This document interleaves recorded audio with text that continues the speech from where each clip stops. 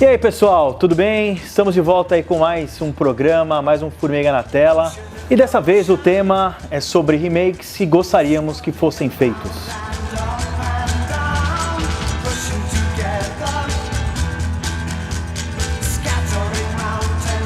Bom, a gente está aí nessa época, né, que Hollywood pouquíssimas vezes está trazendo algo original, né? A gente está vendo muita coisa baseada em livro, baseada em quadrinho, baseada em videogame, continuações de franquias oitentistas, setentistas, né, tudo mais. Os próprios remakes, né? A gente está tendo um montão de remake por aí. E a ideia aqui desse papo é a gente falar de filmes que nós gostamos, que a gente gostaria de ver um remake. E dos motivos e quem a gente gostaria que dirigisse, o porquê, né? Então acho que é um papo mais aberto aí pra gente, bom, já que não tem originalidade em Hollywood, vamos ver aqui que daria pra trazer de coisa interessante, né? Eu já não sou muito fã de remake, né? Assim, principalmente se for fazer um remake de algum filme clássico, eu já não curto muito a ideia, né? Mas pra mim acho que a ideia de ter um remake seria mais pra pegar algum filme que tem uma ideia muito boa, mas que não tenha talvez todo o potencial daquela ideia, daquele roteiro, daquela narrativa, para fazer um remake para poder melhorar. Aí sim, né, trazer um diretor mais especialista num determinado assunto e fazer uma coisa melhor. Até é legal a gente vir para esse tema mesmo, porque é a chance que a gente tem de falar de filmes que de fato seriam boas escolhas para remakes, né?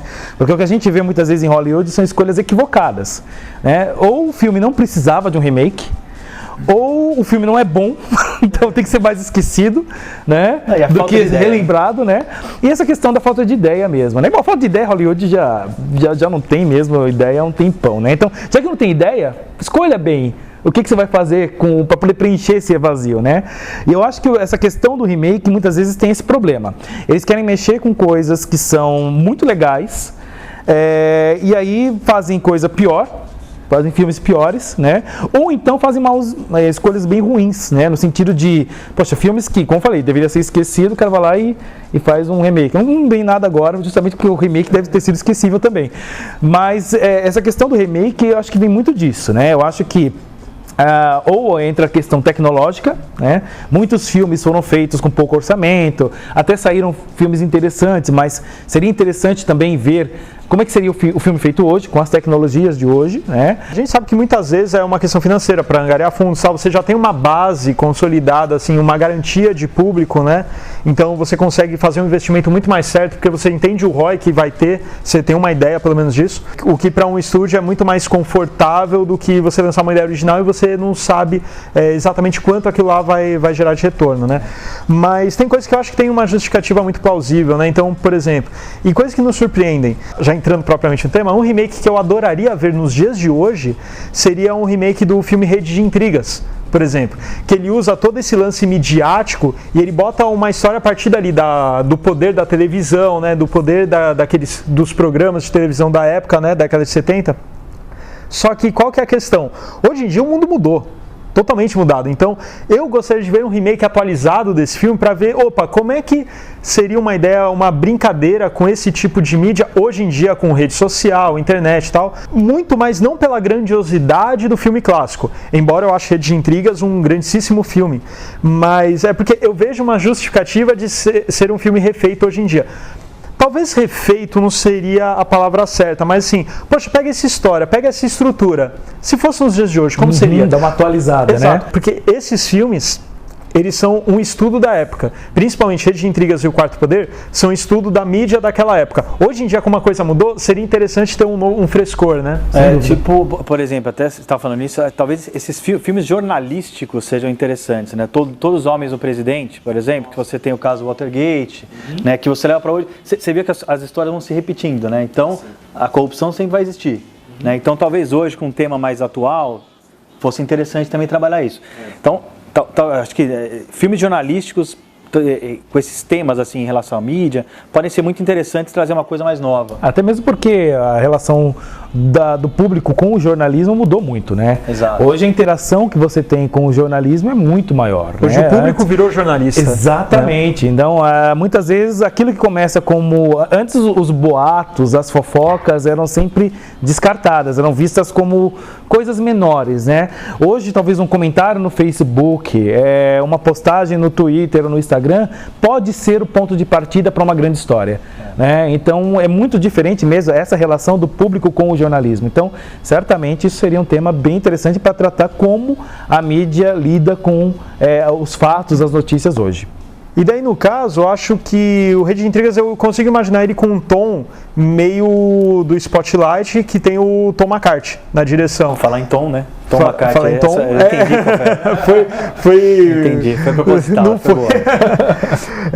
Mas é que eu, vendo o Spotlight, eu consigo imaginar aquele tom, aquele ritmo de Spotlight no Rede de Intrigas. Por mais que sejam filmes estruturalmente bem diferentes, mas a pegada do jornalismo, assim, que foi... E o David Fincher, assim, fazendo tipo um estilo Zodíaco mais... Cara, a sua proposta é melhor. David Fincher no Rede de Intrigas, eu gostei. E aí, inclusive, eu lembrei do primeiro episódio do House of Cards, né? Verdade. Que vai muito... Ele é produtor do House of Cards e tem muito essa questão do jornalismo e a política, né? Então, o David Fincher seria um... Mas assim, o David Fincher é muito... Ele já é o cara, entendeu? Ele já é um grande diretor. Acho que, de repente, o Tom McCarthy, até mesmo por ele ter ganho o Oscar aí por conta do Spotlight, poderia ser uma escolha interessante para tocar esse projeto, né? Engraçado que a gente tá falando aqui como se a gente tivesse... a gente fosse decidir. A gente vai decidir e vai rolar esse Mas filme, a proposta do Fincher é muito boa. Sem dúvida. Muito boa. Because the only truth you know is what you get over this tube. Right now, there is an entire generation that never knew anything that didn't come out of this tube. Estou indo muito mais pela questão da nostalgia mesmo, né?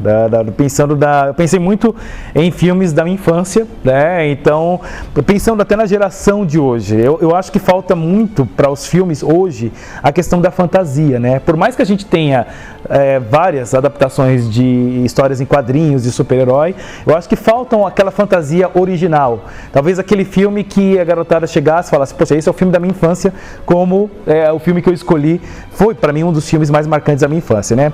E indo muito nessa, já vou falar pelos diretores, já vou justificar pela escolha da direção, e aí eu vou falar o remake, né? Levando em consideração esse hype todo em volta do Stranger Things, né? Que foi a série que todo mundo comentou, todo mundo adorou, até mesmo porque ele tem essa pegada nostálgica. Eu acho que os produtores do Stranger Things, né? Os irmãos Duffer, né? Matt e Ross Duffer, poderiam ser os diretores de um remake de A História Sem Fim. Eu acho A História Sem Fim um filme que tem essa pegada da fantasia infanto-juvenil, que talvez pudesse dialogar bem com os tempos de hoje, né? Levando em consideração que a história mesmo do História Sem Fim é baseada lá numa história de um menino, né? Que para poder fugir dos bullies, né? Que ele sofre na escola, ele acaba se refugiando numa biblioteca.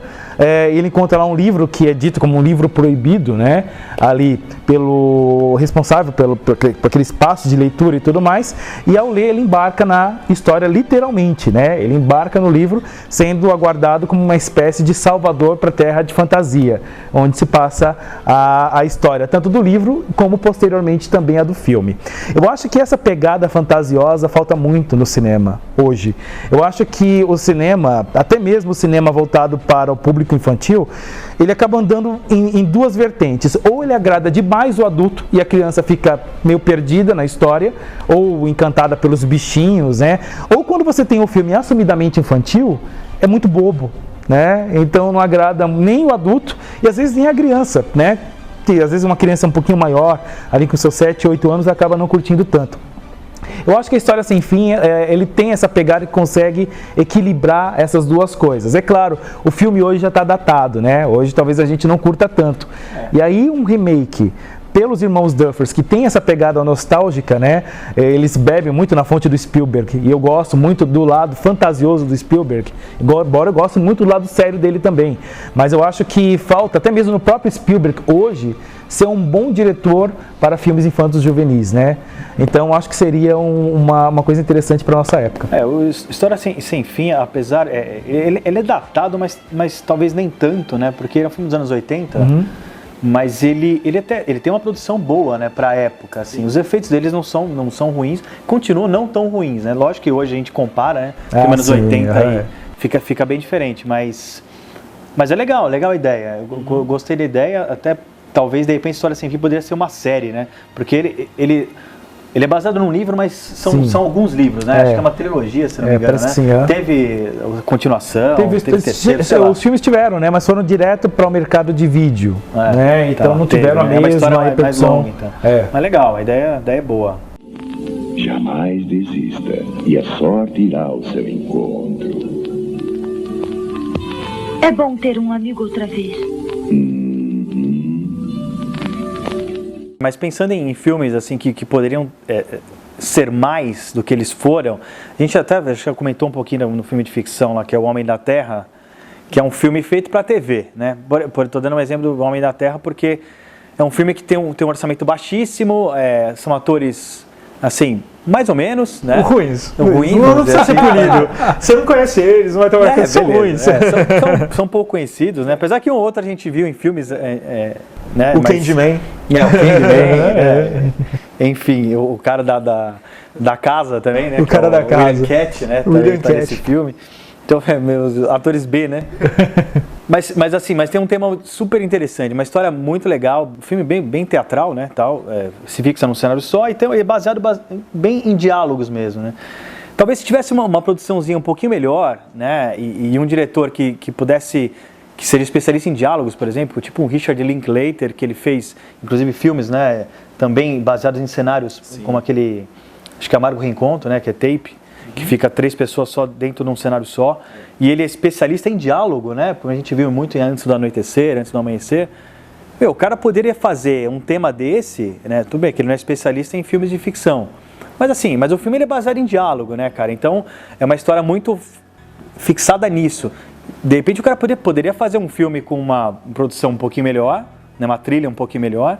Fazer um puta de um filme aí. Concordo plenamente, porque o Homem da Terra, pra quem não viu, podem ficar tranquilos que a gente não vai falar de spoiler, né? Mas só pra falar um pouquinho da história, você tem um homem lá da Terra. Ele tá. O homem da Terra é um homem. É um homem. Você tem um cara que ele chama os amigos, né? E ele é um professor, né, de universidade, ele chama os colegas, professores também para casa dele, porque ele tá se despedindo. Só que ele não avisou ninguém, né? Ele tá fazendo esse encontro meio surpresa. Fala, pessoal, eu tô me mudando, tal, só queria ter uma última conversa com vocês. E como todo mundo lá é professor de alguma área, né? Você tem um antropólogo, você tem um biólogo, tudo mais, você tem uma professora de literatura também, né? E daí ele joga o seguinte, e o que aconteceria com um homem do período paleolítico se ele vivesse até hoje, né? Como seria? E cada um dá a sua visão. E ele chega e fala, eu sou esse homem. Então fica uma coisa de argumento e contra-argumento direto. É um filme bem interessante para ser visto, é incrível, eu gosto muito, só que o que você falou é verdade, assim, os atores não são bons, a produção é bem pobrinha, ele é um filme de diálogo, só que assim, quando você pensa em algo para cinema, ele poderia ser um filme, poderia ser um conto. Você poderia lê-lo que você não vai perder nada. Talvez até enriqueça um pouco a obra, né? Porque cinematograficamente falando, ele é bem pobre. Então, com o diretor, você falou do Linklater, eu acho que é uma escolha bem interessante, porque ele é um cara que trabalha bem ator, trabalha bem diálogo, então ele poderia dar uma cara mais cinematográfica no seguinte sentido, deixar algumas coisas mais implícitas, botar um pouco mais de emoção também. E é exatamente por isso, né? Até esses filmes que têm ideias muito interessantes, se você tem um trabalho um pouquinho melhor, né? E talvez ele consiga ganhar um público maior, né, para isso, porque esse filme também pouquíssima gente conhece, né? Então, mas a ideia é tão interessante, né, que poderia, se você tem um acabamento legal, né, de repente podia pegar um... Tudo vai muito da questão do autor também, né? Por isso que nessa brincadeira de imaginar um remake, você pensar no nome que estaria à frente desse remake é fundamental. Justamente porque é isso que vai dar a cara que talvez aquele filme não teve, ou teria hoje para um público maior. Mas né? Como a gente não pode escolher, né? A gente só tem. Vai que a gente só paga Michael Bay, né? Pra dirigir. Aí o homem explode a terra. Sei lá. Anything is possible, right? After all, one century's magic, another century's science. They thought Columbus was a nut job, right? Pasteur, Copernicus. Aristarchus long before that. Right. I had a chance to sail with Columbus, only I'm not the adventurous type. What? I was pretty sure the Earth was round, but at that point I still thought he might fall off an edge someplace.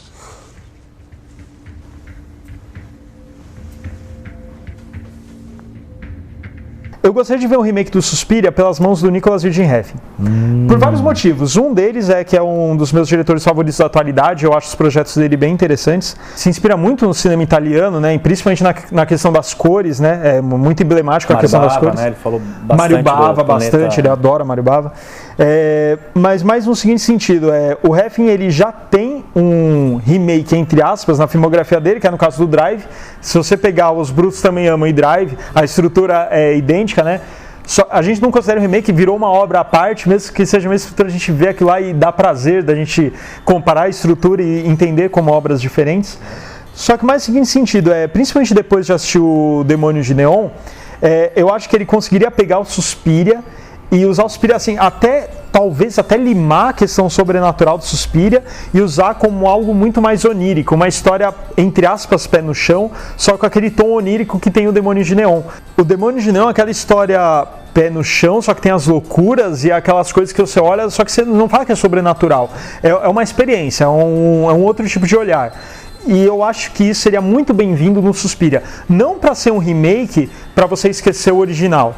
Não, para ser uma outra obra com elementos parecidos, talvez a mesma estrutura, o mesmo storytelling, só que com outro olhar. Do mesmo jeito que Drive é pro Shane. Eu acho que seria interessantíssimo. Não, é legal. É boa essa ideia, cara. O Suspiria, ele tem muita cor, né? Tem muito vermelho nesse filme, né? E você falou do Nicolas Winding Refn, eu lembrei do Só Deus Perdoa. Né, como ele foca muito nisso, né, e aqueles espaços, né, onde você tem lá, como se fosse o inferno, né, sendo dentro do filme, de repente poderia ser um negócio bem legal que casaria com o Suspiria, né, um terror, e esse uso da cor seria bem legal, cara. Boa ideia. Eu acho, inclusive, que ele é um diretor que tem mesmo essa pegada que casaria muito bem com o gênero terror, né? E faria um terror totalmente diferente do que a gente vê hoje, né? Mais uma vez aquela coisa de resgatar um pouco do cinema como ele era feito antigamente, né? A gente pega o cinema de terror hoje, eu acho que é tudo muito básico, tudo é muito simples. Eu acho até esteticamente pobre os filmes de terror atualmente. Então, de repente, um remake desse pelo Nicolas seria bem interessante, no sentido de você trazer o cinema de terror novamente a um patamar, né, de respeito.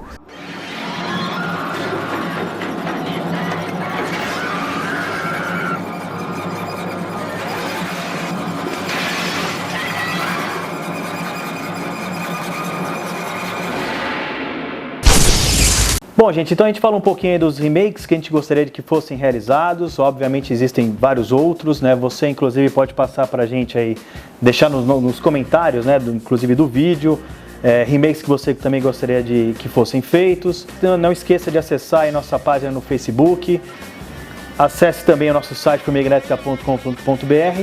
E é isso aí, gente. Até a próxima. Um abraço.